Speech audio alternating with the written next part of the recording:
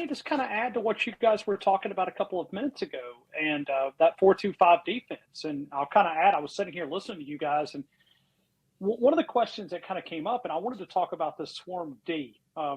I had Kane Wommack on a couple of weeks ago, and I'm still kind of learning about this, but I'll give you kind of some insight, and I'll tie this back to Pete Golding for a couple of minutes. We had Kane on a couple of weeks ago, and I wanted to kind of educate myself about the 4-2-5 defense. I know he's already met with Nick Saban, and I asked him about that. And he said Coach Saban was pretty impressed with the defensive package. And really, with what Kalen said today on my show, and then what Coach Wommack said a couple of weeks ago, is there's a lot of similarities. And I think that Coach Saban was trying to get here with this defense, because the sources kind of behind the scenes tell me that Coach Saban, about 15 minutes into the interview, because Kane is trying to present what we're going to bring to Alabama, because I don't know what role Nick Saban is going to play, if he's going to play like an analyst or a consultant, or, hey, if we need to slow down this, then how can you help us? I know he wants to stay involved with the program, but it's my understanding is he kicked his feet up on the desk and he goes, man, wow, this is impressive. This is where we were trying to get to on our defense, but we couldn't, for some reason, get it implemented into what we were trying to do. And so he told, Kane Wommack that, and then he kind of presented that to our audience maybe, I guess, 2 weeks ago. And then Kalen today said the same thing. I said, okay, for the amateur out there, tell me what the average fan's going to be able to visualize. And he said, really, there's a lot of similarities with what they do. And I know you guys were a lot deeper than I could go. I mean, I just have to depend on you guys to kind of provide some insight. But he said there's a lot of things that kind of is overlap. And he also said, listen, I'm not trying to talk for the previous coaching staff, but, it seems like, that they've got some overlap here with what they wanted to do at Alabama in the last couple of years and just couldn't get it there.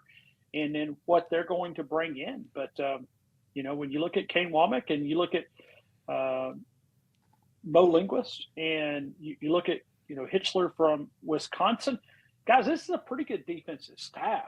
Yeah. I've kind of been on record. When you look at the talent and you get head coaches to walk away from head coaching jobs and you get them to come to Tuscaloosa, and I know the monetary value, but to say, you know what, I'm going to hitch my wagon to Kalen DeBoer and the University of Alabama, that tells me that they believe in what Alabama is going to be teaching in the next couple of years, because they think that this is enhancing, their future coaching, situation. So I just think it's a lot of fun to kind of explore these two coaches.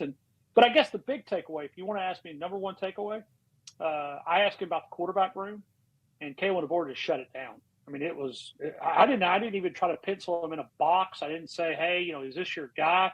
I said, how are you going to manage this talent quarterback room? And he pretty much said, listen, Jalen Milroe's taken every snap for the first team.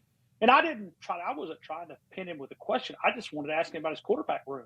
He volunteered that. So that's what's been going viral today, is just how much he believes that Jalen Milroe is, 4 practices in spring, that he's playing with a lot of confidence. And I've heard kind of similar things behind the scene, that he's really grasping what they're wanting him to do. And so I think that's my big takeaway from 20 minutes with Kalen DeBoer earlier. Yeah, no, we appreciate that too. And I want to say that, you were talking about the similarities, and I think it was our show 2 weeks ago, JT and I were talking about that. Whether or not you say Saban ran a 3-4 or 4-2-5 or whatever, we're saying I think we all came to the conclusion it's basically the same stuff, just what you call it and how you line up and what the personnel is. But the philosophy is basically still kind of the same. And it's exciting to hear if they think they can get these guys to another level on defense. Oh, good Lord. It's going to be crazy on how good they could be. So, well, and let me throw this question in here just for quick, and maybe you guys can take this.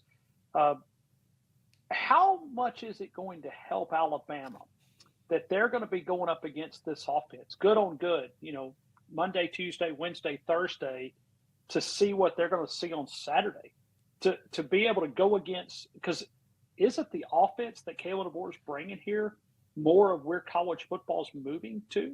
Yep. How beneficial is that to be able to see that? Because I'd rather be exposed on Tuesday, Wednesday, and Thursday than Saturday afternoon.